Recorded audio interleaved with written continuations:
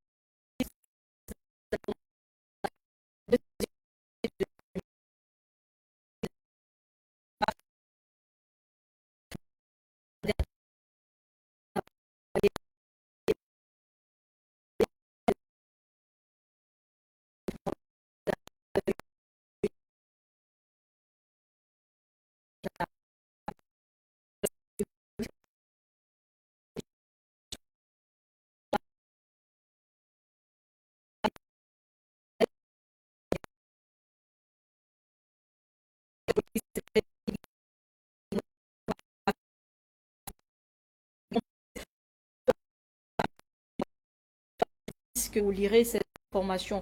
On poursuit avec le messager qui parle du vaccin contre le Covid-19 AstraZeneca, le vaccin de la mort. C'est la question que se pose le journal ce matin. D'après le messager, la suspicion du lien de causalité qui pourrait exister entre ce vaccin anti-Covid d'origine britannique et les problèmes sanguins au centre d'une vive polémique. C'est à la page 5 que vous retrouverez ceci, et toujours dans le même journal.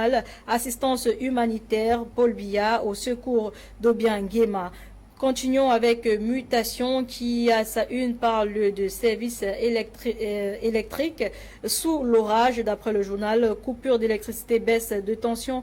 Les perturbations se multiplient depuis le retour des pluies à Yaoundé et environ. L'enquête, vous retrouverez à la page 4 et 5 de Mutation. Et terminons donc avec le journal bleu de Aman Mana, Le Jour, qui a sa une titre Yoko Lena, la route de l'espoir. D'après le journal, le chantier réalisé par l'entreprise chinoise Sino-Hydro est le premier à avoir été achevé sur le projet Bachenga-Antui, Mankim Yoko Lena Tibati. Cet axe permet d'entrevoir de nouvelles perspectives pour relier les régions du centre et de l'Adamawa. Le reportage, vous le retrouverez dans les pages 2 à 3 de ce journal. Toujours dans le même journal, on parle de cette pétition qu'a signée Joshua aussi. Le SDF désavoue donc Joshua aussi. C'était lors d'une réunion du SDF ce 13 mars 2021 à Yaoundé.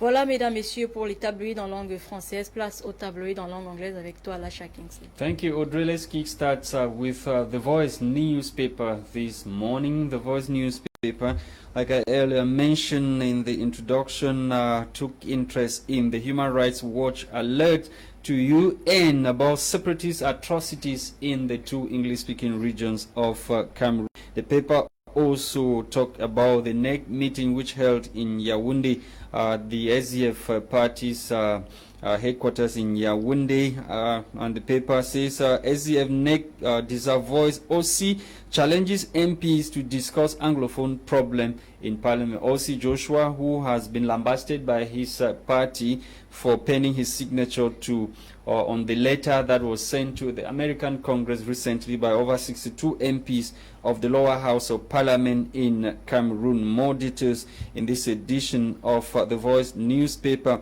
And talking about talks with government, Sisiku Ayuk Tabe reiterates resistance forever. Sisiku Ayuk Tabe, in an exclusive interview to the international magazine or newspaper, Jeune Afrique, reiterated his stand when it comes to obtaining free Ambazonian state. He, however, says they are in talks with the government of Cameroon, and they have laid preconditions that would open dialogue for normalcy to return in the two English-speaking regions of the country. And talking about this other headline about a female journalist that was kidnapped, She was kidnapped, tortured, and later on released recently. A female journalist working for the state media CRTV, southwest region of Cameroon, was abducted by armed men believed to be separatist fighters near her home in Mile 18 in Buea. Recently, more details on her stay in captivity, what transpired, all in this edition of The Voice newspaper. And The Voice also revisit the riots of 2016, and the paper says over 16 women youths rot in Kondengi since 2016. The riots which broke out and clashes in the town of Bamenda, where youths took to the streets, led by Mancho BBC and other leader at that time, demanding for better life and good routes in the city of Bamenda. These 16 youths, according to the paper, are still being kept in prison. They have spent 6 years without trial. More details in this edition of The Voice newspaper. On to the Lone English Daily, The Guardian Post, which is interested in the outreach as suspected Amber fighters kidnap, torture female journalists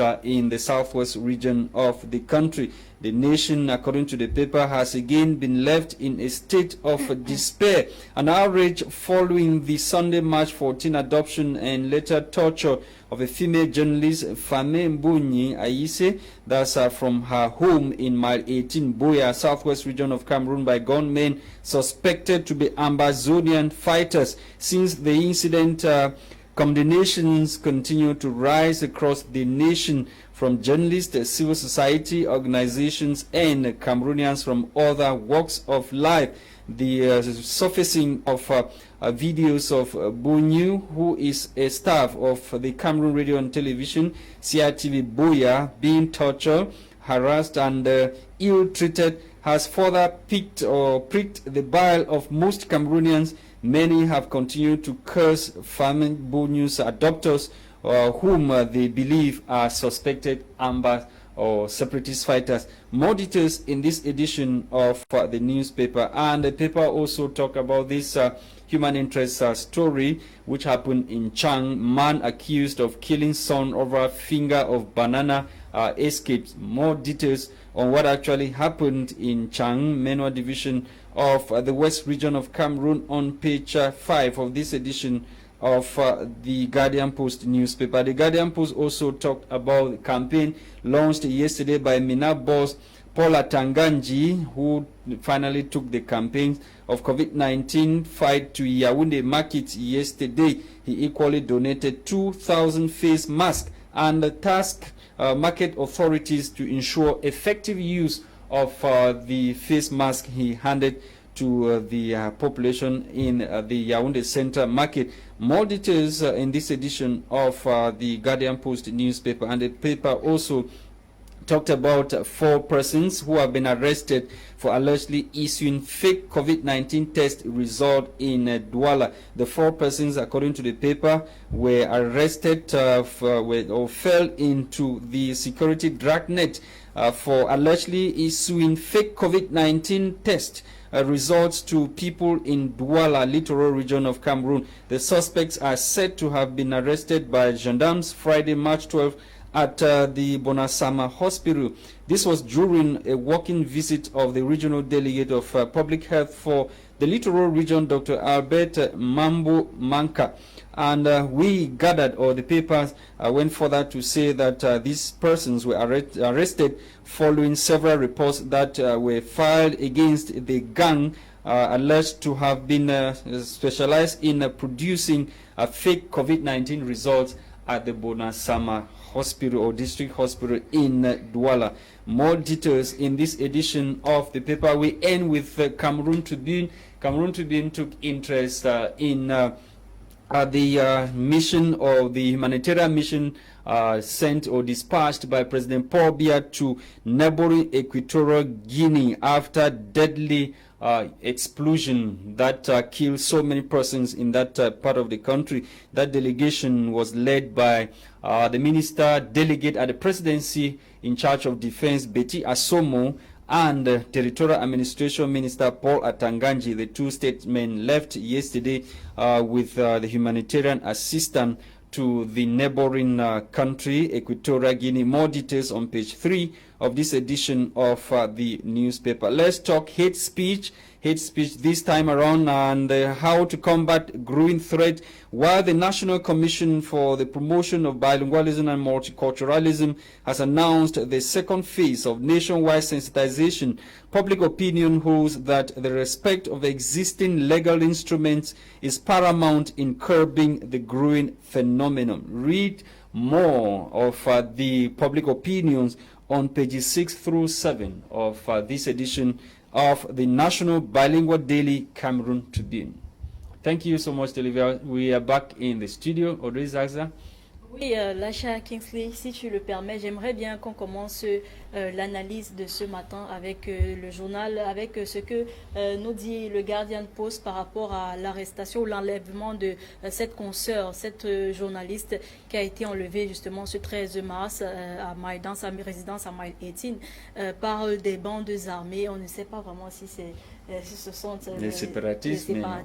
Mais bon, j'ai envie de demander, est-ce à dire que les journalistes sont devenus une cible pour ces personnes-là, ces bandes armées de ce côté du nord-ouest ou du sud-ouest? Merci de m'avoir passé la parole. Bonjour à nos millions de téléspectateurs. Bonjour également à vous, monsieur Lacha Kingsley. Voilà, à la question de savoir si est-ce que les journalistes seraient devenus des cibles des séparatistes. Pour ma part, les journalistes sont parmi les personnes, n'est-ce pas, qui cherchent des informations importantes pour donner à l'opinion publique, du moins pour former l'opinion publique. Mais je ne pense pas que ce travail exciterait, entre guillemets, les séparatistes à, c'est-à-dire douter des journalistes, comme quoi peut-être ils peuvent, n'est-ce pas, être porteurs des sujets qui ne doivent pas être trahis dans la faction, et c'est la raison pour laquelle on peut constater que cette journaliste qui a été... One of our canons is the right to the public to know what is happening, to have the information, to inform the public. When we're taking the oath, we have to inform the public no matter the situation or the circumstance. You tell the truth as it is. So why are journalists being targeted in the Northwest and Southwest? Non, justement, les journalistes ne devraient pas être attaqués, quelle qu'en soit la situation dans laquelle nous sommes. Voyez-vous, le journaliste joue le même rôle que le docteur. Le journaliste joue le même rôle que la Croix-Rouge. Dans une guerre, lorsque le journaliste passe dans l'intention de prendre des informations, prendre des images, on ne doit pas toucher le journaliste. Parce que si on touche le journaliste, ça veut dire qu'on a enfreint au code normal d'une guerre. Maintenant, nous ne sommes pas à proprement dit dans une guerre. Nous ne sommes pas en guerre. Mais disons que c'est difficile quand même de penser que le journaliste peut être arrêté. Pourquoi et comment? Mais il faudrait que cette histoire, ça s'arrête. Voyez-vous, remontons dans l'histoire. de la CRTV, CRTV journalists. Voilà. Most of the guys, those guys who are operating, they see CRTV as, you know, an obstacle to their plight. C'est vrai they think that CRTV is not doing enough to probably report or talk about their activities. They are always against them. So whenever they see any journalist coming from the state media, they are not happy with that journalist. Les faits sont sacrés. Si c'est leur explication, je n'ai pas le pouvoir de dire quoi que ce soit. S'ils expliquent que c'est parce que les journalistes de ce média national ne donnent pas les informations telles que constatées sur le terrain, c'est leurs explications. Mais maintenant, permettez-moi, je ne suis pas spécialiste dans ce domaine, mais pour ma petite expérience, je pense que pour atteindre un but dans cette situation de cette envergure, tous les moyens sont bons. Peut-être c'est une autre méthode par laquelle on peut passer pour, n'est-ce pas, imposer ce qu'on veut. Tu as vu comment on a torturé la femme là? Oui, ça défraye la chronique, ça fait jaser dans l'actualité. Cette femme qui a été arrêtée, elle a été torturée, elle demandait haut et fort qu'on on contribue l'argent pour les libérer, pour sa libération, voilà, et ainsi de suite. Et il y avait de la peur dans son ventre, il y avait beaucoup de doutes si peut-être ces gens-là pourraient. With that trauma, do you think she will still be able to practice after coming out to see the video and see how she was crying? The memory keeps, will the memory not, keep coming each time she watches the video? Oui, lorsque nous regardons la vidéo, ça nous replonge dans les mauvais souvenirs. Mais elle-même, après, est-ce qu'elle pourra vraiment encore vouloir pratiquer même ce même boulot-là ou encore pour cette chaîne nationale-là? Non, mais écoutez, si on a opté pour un métier, ça veut dire qu'on a de la passion. Tout métier a ses entraves, tout métier a ses avantages et ses inconvénients. Where was the security? Why was she not protected? Because a journalist of that caliber working for a media organ of that magnitude is supposed to be protected. Justement, c'est une question qui est très complexe actuellement. L'on se pose la question, pourquoi est-ce que les journalistes ne sont pas protégés en allant sur le terrain? C'est ce que vous essayez de poser comme question. Mais moi, je pense que c'est un inconvénient du métier. Comme tout autre métier, vous n'allez pas me dire que l'enseignant, pour le simple fait, ou bien pour le fait qu'il donne des cours, il doit être protégé, sauf en cas d'urgence. Sauf si nous sommes dans une zone de conflit où le seul bruit qu'il y a là-bas, ce n'est que celui qui est produit par les crépitations des balles. Mais toutefois, essayons aussi d'être reconnaissants que nous sommes dans un contexte aussi caractérisé par ce que je donne là. Normalement, je pense que les journalistes auraient besoin d'une sécurité. Mais en tout cas, la sécurité même, voyez-vous, n'aurait pas de sens. The security is not even what journalists need. They need to be fair, objective, and they do their job diligently without favoring any side. Justement, le métier du journalisme même, ça a un certain nombre de principes qu'il faut savoir. Le journaliste doit être impartial.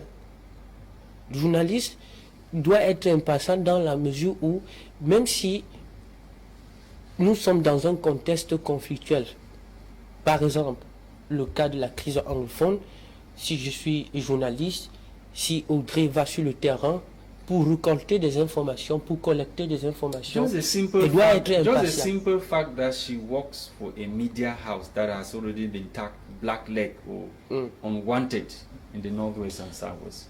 Is that already a problem, no matter how objective someone working for the media house? L'objectivité compte beaucoup dans l'exercice du métier du journalisme. Parce que le journalisme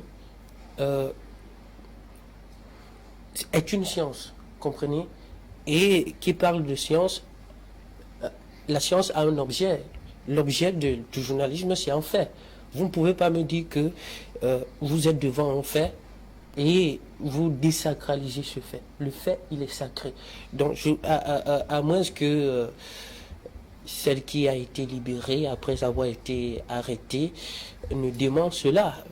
Parce que ça, ce sont les explications d'un côté. Donc, encore faut-il l'interroger pour savoir aussi sa propre version.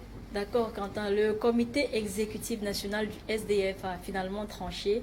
Le vice-président Joshua aussi a été sommé par son parti de retirer sa signature sur cette pétition qui avait été signée contre le Congrès américain pour le rapatriement des ex-combattants ou alors des réfugiés aux États-Unis.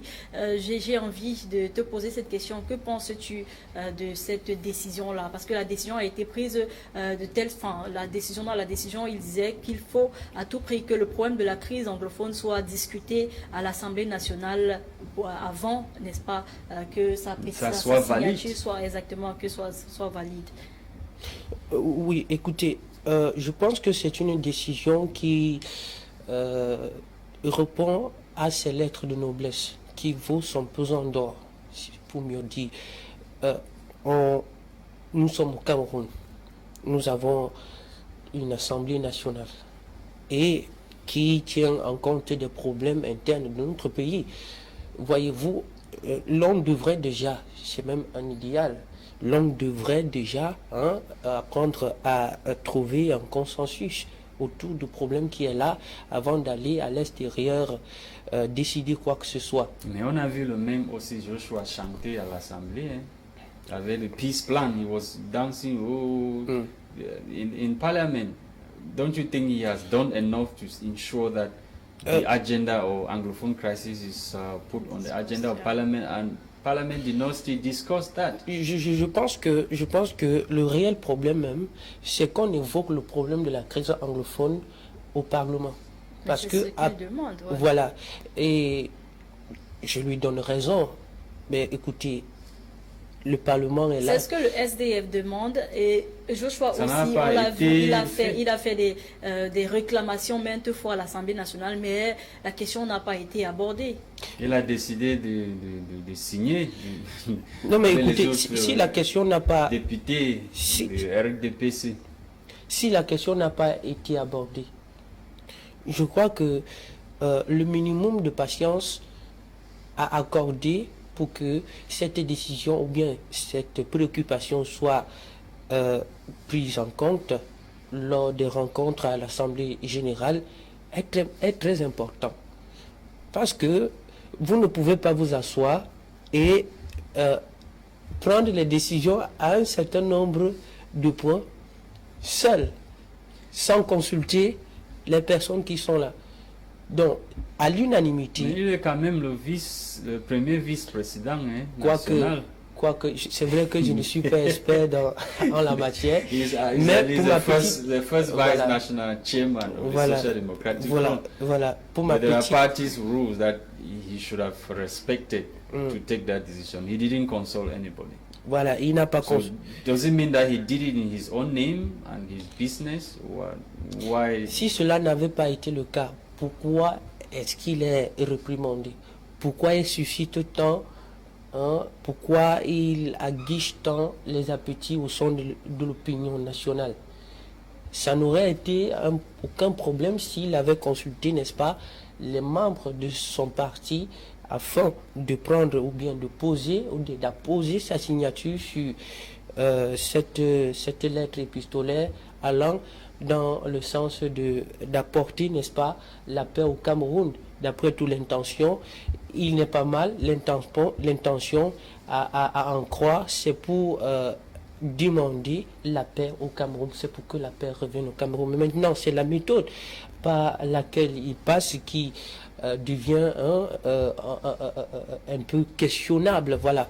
Donc on a envie de se poser la question, est-ce qu'il n'y a pas de membres dans son parti avec qui il pouvait s'asseoir et dialoguer, essayer d'aller ensemble? Ce matin, j'ai écouté honorable Ninche.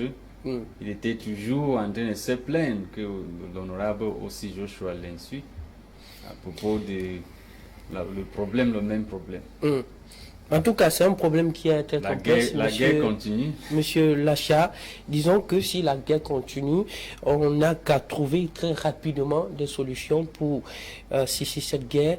À quoi sert de voir un feu qui s'allume tout au long d'une journée et qui n'apporte que des dégâts sur le plan matériel, psychologique? À quoi sert de regarder ce feu? L'idéal serait de porter de l'eau et de verser sur ce feu, ou bien porter le sable et de verser pour atténuer, n'est-ce pas, le danger. Voilà, Quentin. merci Quentin. Et c'est sur ces paroles que nous mettons un terme à l'édition de ce jour. Madame, Messieurs, merci d'avoir été des nôtres. Les programmes se poursuivent sur My Media Prime Television. Thank you for watching, televiewers. The program was produced by Christian Tebong as usual, and for presentation we've been Audrey Zags and myself, Lasha Kingsley, and Tape Kanten was here to analyze with us the headlines this morning. Bye bye. See you tomorrow.